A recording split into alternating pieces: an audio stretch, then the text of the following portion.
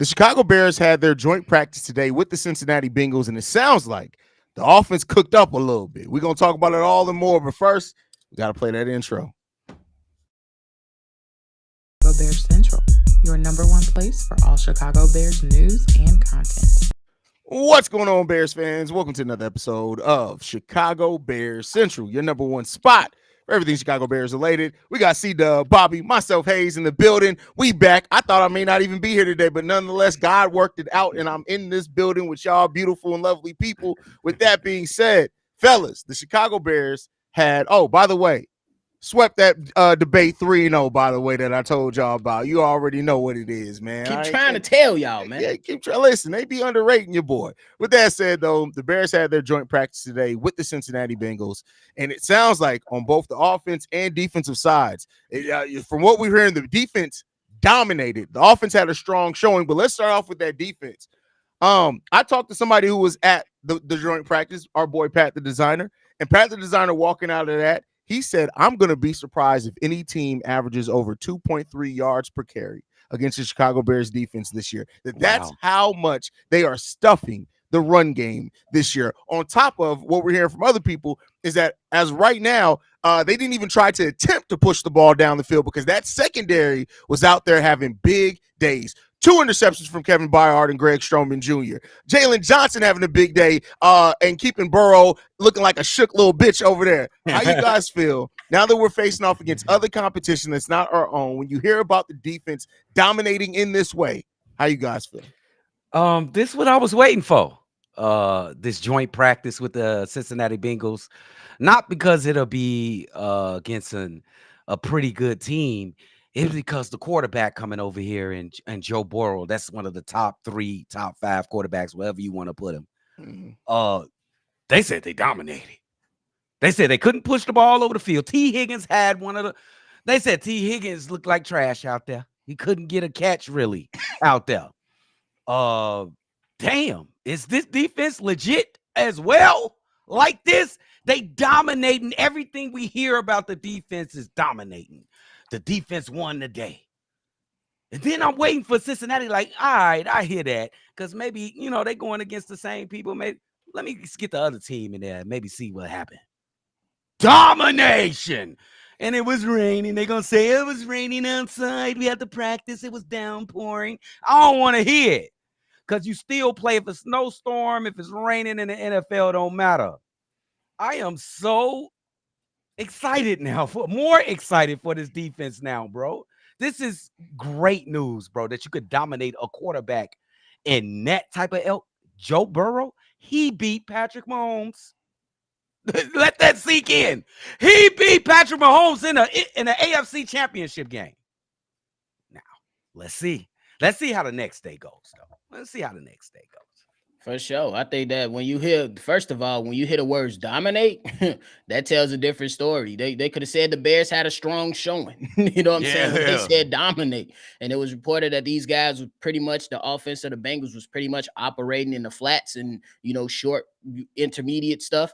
And they was able to, come out there and show who they was. And that's what we were asked for before we even came into this joint practice, to see the intensity and to see that the Chicago Bears are ready to elevate their game. And I think that's going to be a key thing for them moving forward. I know it's just training camp and the real games haven't started yet, but this is a huge confidence booster for this young squad. And I think that if you take these victories and you continue to, stack them up, you can be that dominant defense. And Haize, when you bring up the run stuff, hey, I was watching Javon Dexter. All the stats might not show his impact, but then when it comes to run discipline and gap discipline, he's been on par.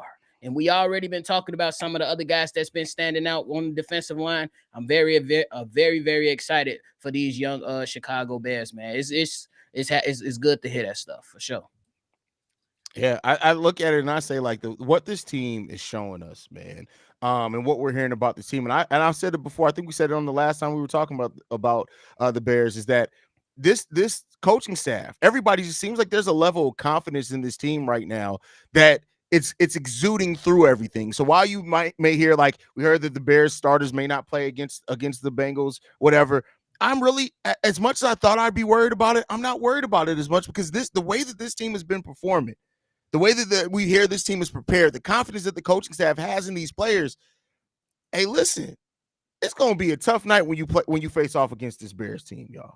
That's a fact. On both sides of the ball. And Matt Eberflus said they will play some. Oh, he's gonna play the ones on Saturday. Some? Yeah, at the end of the practice, he had the press conference, said they're gonna play, and I'm with it. And I think that's one thing that Matt Eberflus kind of went into last season. You know what I'm saying? After Justin's first year, coming in the second year, I think he should have absolutely gave Justin Fields some more reps. He did it. It seems like he's trying to change over and switch gears, and he's giving Caleb Williams those opportunities. Caleb Williams reiterated those points. And look, just give us another series or two. I'm with it. Give us another series or two and call it a day. But definitely make sure these young guys get them reps in for sure. Yeah, and just to add a little bit, yeah, he's learning on the job too, Matt Eberflus. This is his first gig as the head coach in the NFL team. So he's learning from his mistakes. I think, just like Nephew said, I think Justin, he definitely should have played a little bit in some of that preseason that we just passed. So he's learning as well. And I got to appreciate and applaud him on that as well. Got to applaud him. For sure. Yeah, I mean, you got to learn, right? You learn as you go. That's the thing of it. Nobody's a perfect product. We've had our issues with Matt Eberflus since we started this podcast, but I got to say, and I got to give him credit. One thing about me is I'm honest, and I'm not afraid to say when my opinions change. A lot of people in this podcasting game feel like they got to keep the same opinion regardless, even when new information changes. I'm letting everybody know right now, when new information presents itself, and your opinion changes, that doesn't mean you switching up. That means you're being intelligent and reviewing what's happening at that point in time. If you think somebody gives an opinion and that opinion should stay static for lifetime, you're stupid. Yeah. That's all I got to say. You're stupid. So with that said, Matt Eberflus has done a lot from how last season ended to how he's handled the offseason, how he's talked about even around the Justin Fields trade, how seen in Hard Knocks has helped a lot with that and what he's learning and how he's dealing with Caleb Williams. All these things. I'm not willing to say that Matt Eberflus is my guy yet as a coach, but I'll tell you what, I've seen more in him in this offseason that have made me think that he could be. We just got to see if we can win. And if we can win, I'm all for it. Yeah. Perfectly said. Yeah, and the difficulty curve is just the game has got easier because look at the talent on his team. That's why you see his personality and his vibe. He is excited. He is confident. He know what he got on his team. So that's why it's exuding from his body. So let's go, Matt. It's like when you got the baddest chick in the room, you walk in there with a little bit different swagger, bro. Like you have a little different swagger, bro. Like when you just seen your woman get ready and she get ready to walk out that house, you just like, damn. And wherever y'all ain't going nowhere no more. Yeah, nigga. That's we gonna be late. You're gonna be a little bit late. That's when you gotta be like, hey, make sure the mashed potatoes stay warm. We're gonna be a little late. We're gonna be a little late. Wait, baby, we got 5 minutes. Let's get this. Listen. A lot can get done in 5 minutes. I don't care what nobody got to say. Listen, if you grown, 5 to 8, we can get something done. That's not our deal. 5 to 8, we can get things done. Don't worry about it. But let's talk about the offense, man. Apparently, the offense, Caleb Williams did get intercepted by Jermaine Pratt in the 7-on-7 drills. But outside of that, it seems like Caleb Williams is very poised again. Threw a perfect pass to Keenan Allen on a fade route that went to the left corner of the end zone for a touchdown. And so it seems like they had a solid day. It's dominating of a day as what the defense had. But the offense, they had a pretty good day in both the 7-on-7s, 11-on-11s as well. How you guys feeling about that? This kid, he just doesn't back down or get discouraged from mistakes. I think he's a psycho when it comes to confidence. Young quarterback, 22, you throw a interception. I bet you everybody's excited. Cincinnati Bengals, Chicago Bears, everybody go in there and kill him, Caleb. Go in there and kill him. So it's a little bit of pressure in there, especially from your peers. He go in there and throw an interception. The vibe of the team will probably go down like, damn. But this kid get right back up in there and just continues to just throw fireballs and perfect passes to those damn weapons he got out there, nuclear bombs he got out there. So this kid is something different, bro. He built with something different. I'm telling you. He definitely is different. And Cole Kmet just put it right there on wax for everybody to hear. What'd he say? He's different. Oh. He's different. Yes. And that's what you want to hear. And I think that the most important thing when you hear, and that's why I really, really love what I gotta keep going back to Ryan Poles and the staff, bro. They keep drafting the guys that's hard working guys. You know what I'm saying? That might not want to pop out every time an event going on, but they'll pop out. But most of their time spent up. You know, Caleb, he gonna be chilling with the dog. You know what I'm saying? Watching Love Island with Austin Reed, whatever. But it don't even matter because they putting in the work. And I think one of the biggest things that I heard these guys say, him and Roman Duze, is they always talk about the preparation so they can be prepared for just anything that's coming their way. And they've been showing it. Continue to prepare, continue to get ready. And I think I'm gonna circle back to the Matt Eberflus thing, because when he was constantly throwing blitzes at his quarterback, ain't no other way you can prepare him for any defenses around the NFL if you just constantly blitzing this young guy. So good credit to the staff and good credit to Caleb Williams for constantly just coming out there and compete. I love it. Yeah. You want to know why I call him a psycho? This makes it extra cherry on top.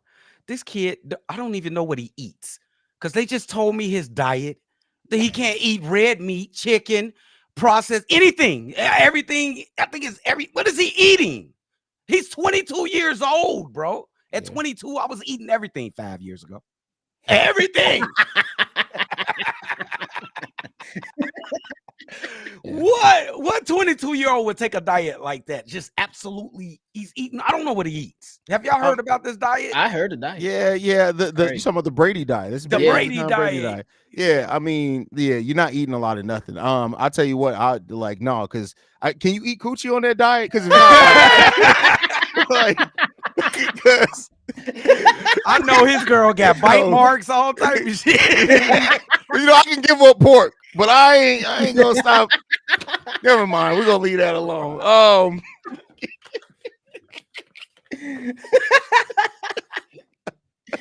Bro, hell no. We had our starting offensive line out there again. Nate Davis, 3 days of practice in a row. No way. Ain't no way. Full participant. Yep. So from start to finish of practice, Braxton Jones, Tevin Jenkins, Coleman Shelton, Nate Davis, Darnell Wright out there as the starting offensive line for the full day. You see that? I'm really liking that right now. Ryan Bates right now seems like he's still week to week, so he has now undisclosed injury as well. Matt Eberflus told everyone, but Coleman Shelton to me should be the starting center anyway. Like the chemistry that I've seen with Coleman Shelton. Now, I get it that they wanted Ryan Bates to be the starting center. I understand that. I'm not taking away from that, and maybe he does earn it. But I liked what I've seen from Coleman Shelton as center so far. Me too. You got to go who's the best player, who's been playing the best, and so far, doing training camp preseason, Coleman Shelton has been he's been the best player, so he should stay there. And the offensive line has played pretty well the two games that we saw. So why would you change that? I'm with you. Don't change this up. At first you had these guys, that's Coleman Shelton and Ryan Bates alternating days. And for the most part, Coleman Shelton has been the constant. He's been the most consistent guy right there at the center spot for you. He seems like he's building that chemistry up within himself and Caleb and with the other guys on the offensive line. I'm with you, Haize. If I'm the Chicago Bears, he's done a pretty damn good job. Why not? Just let him rock out for the rest of training camp and head into the season so we can be successful. Yeah. I mean, one thing that we have not had the last couple of years really because of major injuries up and down is continuity. And I know that's for us Chicago Bulls fans is a little bit of a buzzword, but like you want continuity with that offensive line. Am I still sold on Nate Davis? No, I got to see more. But if he is clearly coming up, he's performing in practice, he's playing like a starter. You want to have those guys out there as much as possible together so you can build up that continuity between that offensive line. And if you can do that, I mean, that gives you the best evaluation of everybody as well. And you can make your decisions that you need to make going forward. So I like Coleman Shelton. We already know how I feel about Tevin Jenkins and Darnell Wright out there. Braxton hasn't been the thing that I haven't seen about Braxton, I was concerned. No real penalties caused by Braxton Jones so far. Not even that we've heard, even in training camp or anything like that. And he hasn't been out with any injury. So, I mean, that's what we want to see from Braxton. So, yeah, that's all that was really the main problem with Braxton. It's just the timing of the shit. He'll be solid doing pass protection and run block. But it's just it's third and 5. Yeah. He'll get a holding penalty. 3rd and 2, he'll jump off, he'll false start. You know what I'm saying? I don't even know how you can work on that. Is it just be smarter? That's it. That's it, Braxton. More of a mental thing. But Yeah. hey, I'm still anxious to see. You know what I'm saying? Once the season rolls around, that's when we really gonna see, you know what I'm saying, the best of him, or see if he can rise and improve his game. He's talked about it. He understand that the anchoring has to get, you know what I'm saying, better when it comes to facing that bull rush. He talked about it in one of the most recent times that he spoke to the media, that he's still working on his inside strength when defenders try to press into his inside shoulder. So hopefully we get to, see the improvements on that. But other than that, man, hey, keep rocking out. The offensive line has been better than expected. Yes. So just keep rocking out and keep getting better. Yeah. We'll see. We'll see what happens, man. Listen. The one thing with this offensive line is that I have to admit is that they haven't looked. There has been no glaring thing where you're just looking at it and saying, "Hey, this line sucks," and Right. through any of these games. And No. I think that's important with how big of a concern it was for all of us for that offensive line. So I love that part of it, and I think as we continue to go through it, we can build more confidence. I'm not saying that this offensive line is all of a sudden going to be this great one that we keep together and we don't have to make alterations to it. No, I'm not saying that. But if we can get up to like the offense, 105 sacks in 2 seasons, 105, right? Even if we just get that down to freaking 30, that's a huge progression, right? Like, so like, but of course I don't want to see that much either. Like, as we see how this offense, and they've always been solid in run blocking, right? So like, if we can get up to competency or a little bit above that with pass blocking this year to protect our rookie quarterback, which is, well, let's be clear, Shane Waldron runs a system to where it takes a lot off those offensive linemen as well, because we're getting the ball out quicker, we're making quicker decisions, so that helps them as well. So if this offensive line can just be solid, right? Let's work on making it great going forward. But yeah. So yeah, Haize, your ass be reading my mind sometimes, because I be like, all right, I'm finna say this. Haize be like, yeah, so woo, and I'm like, damn, I gotta come in and try to, add on to it. So I'm gonna add on to it. I think what you said right there was one of the key things on why I believe even if the offensive line is not top 5 in this NFL, they still should be at least top 10 or between 10 and 15, however you want to mark it up. And that's because what you mentioned, you know what I'm saying? Caleb Williams and Shane Waldron, along with the offensive line, have to work together to get the ball out of the hands quick. And then the offensive line is going to have to be able to push other guys around on the opposing teams and establish that run game. Because once you are able to get the ball out fast, you're going to get frustrated defenders. And then the defenders are going to start wearing down, because now you running and you punching them in the face and mucking up the game and making it physical and tiring defenses down.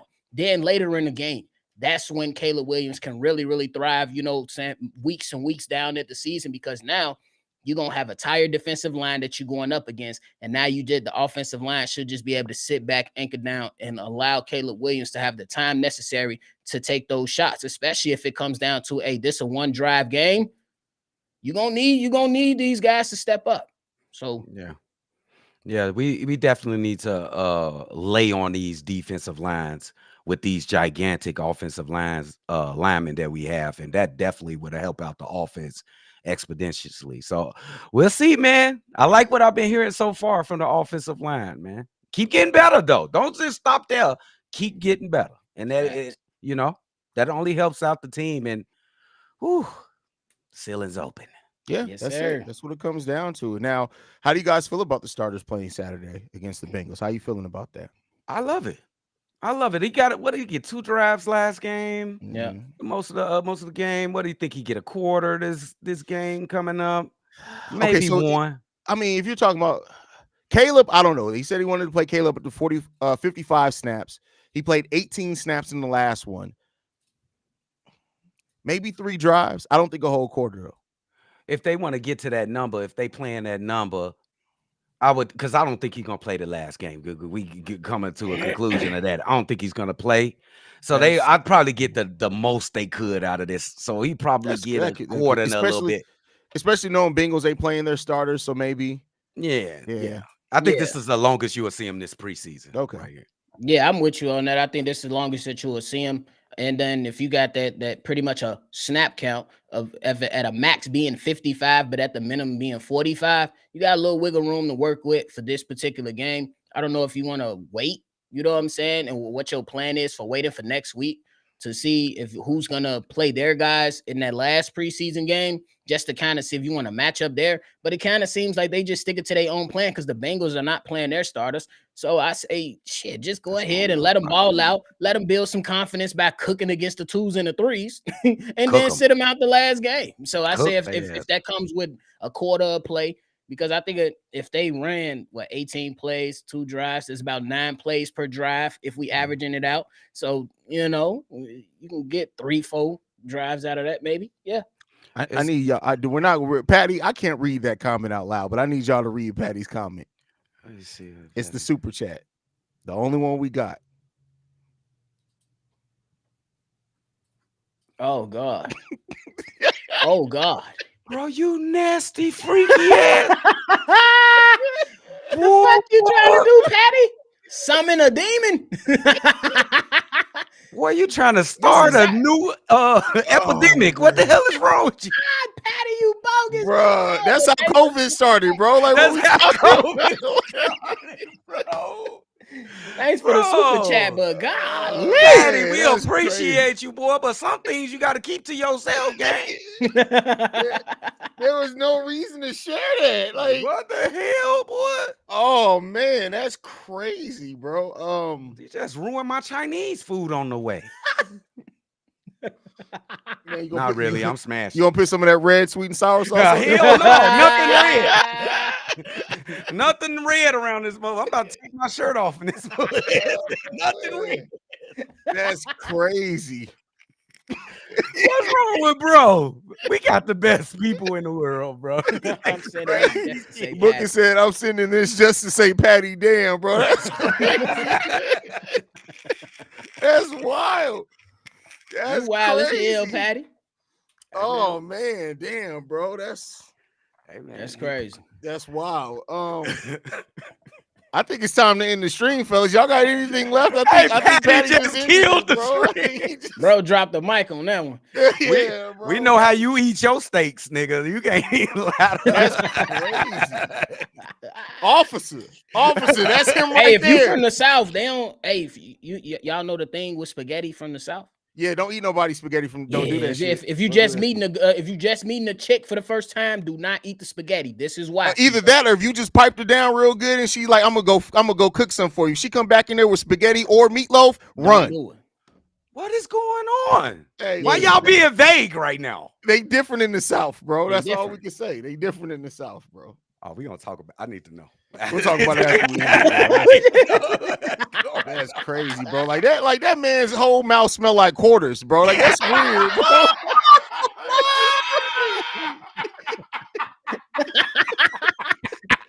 Not silver bullet. Well, can kill a whole litter of fucking werewolves just by saying in this motherfucker, bro. What we doing, bro?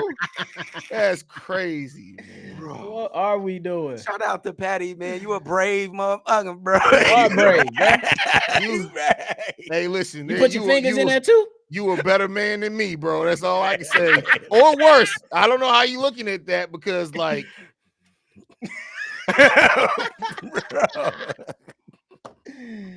they talking about what, the voodoo? That's what we saying. That's crazy. That nigga Patty is a shaman, bro. What the fuck, bro? That's crazy. Yeah. All right, y'all. Any last thoughts before we get up out of here, fam? Patty is fucking disgusting. Yes. And I can't wait to see y'all when the game's That's crazy. Y'all make sure y'all tune in. Make sure before you go, you're hitting that like button and you subscribe to the channel. The best content continues to come. This is the #1 spot for a reason. So y'all make sure y'all get in tune. Appreciate y'all. Oh, I got a bone to pick, by the way. Y'all know I be having my moments where I need a taste of home, right? So we got a Giordano's out here. There's one in the whole entire city, one in the city. So I ordered pizza there. Why these motherfuckers charging $6 for a 2-liter? I said, you out your motherfucking mind. $6 for a 2-liter? That's nuts. What the hell? That's crazy. Was it an RC? And then that's why they know RC. I'm complaining on the motherfucker on the phone. The dude is like, hey, listen, bro, listen. I'll throw a old fashioned in there for you. And I'm like, what? You still mad though? Because that's a question. They sell pre-made old fashions. That's what I'm trying to see. I Hold don't on, want what? that shit. Oh my god, dude. So Yeah, I'm that's just enough saying, of that. That ain't the Giordano's off Polaris Parkway in Columbus, Ohio. I'm putting pieces on all y'all bitches. Is what I'm saying. Don't you ever disrespect $6 for a 2-liter? That's bro, that's 300% over the regular price. That's crazy, fam. I can't wait to get back home, man. You can only do it in Chicago, bro. Like, no, the pizza's fire. Listen, it's not the Chicago pizza quality. fire? The pizza's fire. Okay. It's like, so if back home the pizza's 100, we're rating that as 100, right? Yeah. Out here, it's about a 96, bro. It's really fucking good for the pizza. Okay. And the tavern style is like a 99, bro. Like it's very close. shit. It's the only place in the city of Columbus you can get a goddamn actual tavern style pizza. But they tax for the fucking tavern style, bro. It's like a medium pizza is like $32. Y'all know what the fuck y'all doing, bro? No. I got fucking 4 kids to feed over here, bro. What the fuck you doing? I feel you, big dog. That's some bullshit. Bro said he don't want to order Domino's or Pizza Hut. Crazy, Hell bro. no. Crazy, nigga. Crazy. It's He's diabolical. cardboard, nigga. Diabolical. Y'all make sure y'all following us, man. You can send us any feedback, questions, comments, concerns. Patty, I ain't Shy forgot Bear about Central. you, Yeah. Hey, listen. Hey, Patty, don't leave no voicemails. I don't need nothing that your mouth get close to leaving us no voicemail. We the number one spot for everything